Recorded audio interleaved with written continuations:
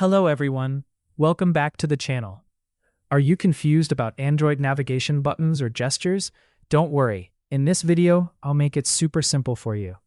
Android phones come with two different navigation modes, and you can choose the one that suits you best. The first one is gesture navigation. With this mode, you don't see any buttons. Everything works with swipes. Swipe up from the bottom to go to the home screen. Swipe up and hold to open recent apps. Swipe from the left or right edge to go back. This mode gives you more screen space and feels smoother once you get used to it. The second option is 3-button navigation. This is the classic style with buttons at the bottom of your screen. The back button takes you to the previous screen. The home button takes you to the home screen. The recent apps button shows all open apps. This option is easier for beginners and feels more familiar if you've used older Android phones. Now, how do you switch between them? Open Settings. Tap on System or Display. Then tap on Navigation or System Navigation.